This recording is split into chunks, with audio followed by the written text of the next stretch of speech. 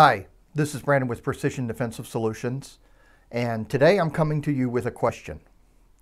What is concealed carry truly about? Think about it, and we're going to talk about it.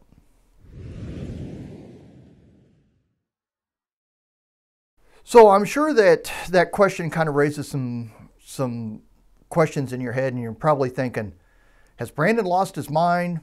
I mean, concealed carry is about shooting, right? No, concealed carry is not about shooting. Concealed carry is about self-defense. When we talk about shooting, we talk about going out to the range, we talk about hunting. We live out in the country, got some property, go out and shoot tin cans in the backyard and have some fun. When we talk about concealed carry, we're talking about protecting our lives and the lives of our loved ones. That is not about shooting. Shooting is a method to the end goal. It is one of our tactics that we have, one of the tools that we have in our toolbox in self-defense. But concealed carry is not about shooting at all. So we have to look at factors of what concealed carry is. We need to look at what is our legal liability. And let's talk about our legal liability a little bit. People think that if we claim self-defense, automatically we're going to be free and clear, totally justified. And if you think that, you are absolutely wrong. We need to look at things at a deeper, more educated approach, which a lot of concealed carry instructors do not address. They don't have the training to address that. So they just ignore that factor. And they focus on the shooting aspect of concealed carry. That's fine. If that's what they're qualified to teach, is basic shooting fundamentals, God bless. We need that. But when we're talking about legal liability, we need to look at factors. Number one, are we going to be justified in our use of force? Is it reasonable and proportional to the situation we're facing? If it is not, the likelihood is you're going to get charged. Is it, did we have other options? Because that's going to come into reasonable and proportionality, or reasonable action and proportionality. How many times did we shoot if we shot? Could that get questioned? Sure. But there's plenty of expert witnesses that can testify to those things. Also, bullet entry wounds and why it maybe had gone into their back when your perception was that you were shooting into their front. Those are factors. But those are all factors that people don't consider about concealed carry, and they are factors, and they are sometimes the difference between us going to jail or going home with our family. We have to look at the emotional factor of defending our lives or the lives of our loved ones. We are dealing with human life. And if you're a person that sits there and goes, I can shoot that scumbag and it's not going to affect me at all, then I'm really going to question whether you should have a gun or not, dead honest. We are dealing with human life. And if it doesn't affect you in some way, if you take somebody's life, then maybe there's a deeper issue there. It affects people emotionally at different levels. Some not as severe as others. But if you have no effect at all, then I really maybe question your sanity. We have to look at our marksmanship. Because every round we fire, we are responsible for. And if we miss our threat, and the likelihood is we're going to miss at least once, okay? You can stand in a stall and you can shoot tiny little groups in targets and hit 8.5 by 11 sheets of paper and all that. Let's be honest, when the shit actually hits the fan, and I'm going to say it, when the shit hits the fan, our stress level is going to shoot way up, blood pressure is going to go up, our heart rate's up, the adrenaline's running, and we've got all these other factors that are going on that can affect our marksmanship.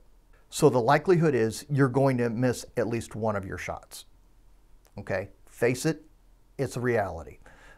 If you don't, you've been training an awful lot, and kudos to you. You need to be doing that. Everybody should be doing that. But we are responsible for those missed shots. So where did that missed shot go? Did it go into a brick wall where we just have to pay for some patchwork, a little bit of drywall, a little bit of patchwork? Or did it hit an innocent person? And if it hit an innocent person, then you could be charged with negligence based on, hitting that innocent person. So we need to know, when we talk about the rules of gun safety, and we talk about knowing our target and what is beyond, that's what that's about. And it is so important that we know what's beyond our target.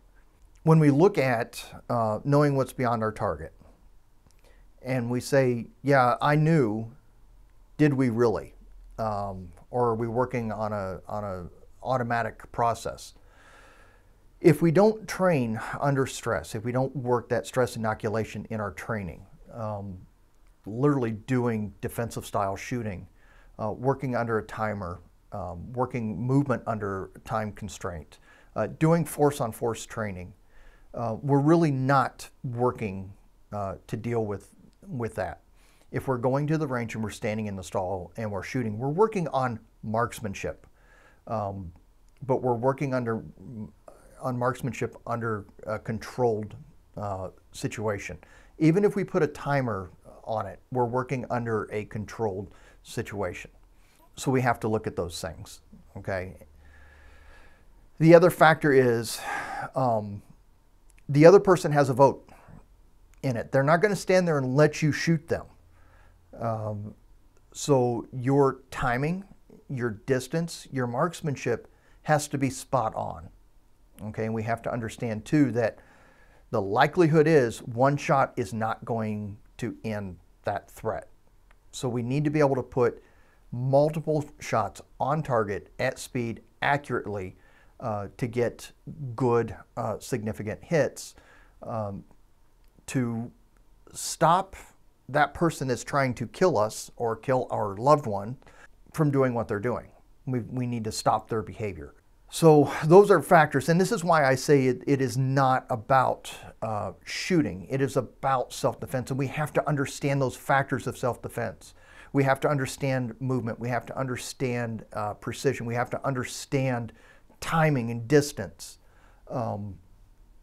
We have to understand what our accuracy capabilities are. And if we've never pushed ourselves, are you truly capable of being able to use that gun that you've decided to carry to protect ourselves? This is why training is so important. And listen to me when I say this.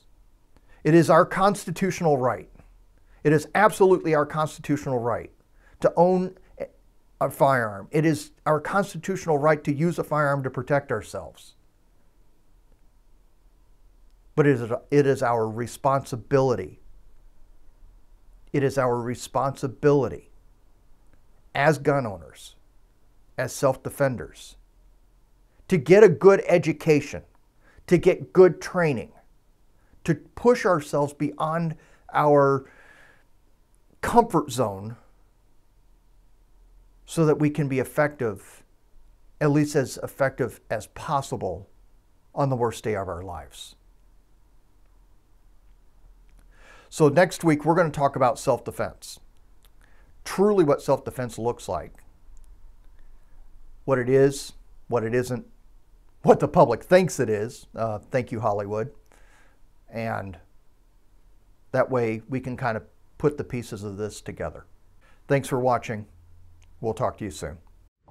Be sure to like, subscribe, and ring the bell so that you get an update every time we post a new video.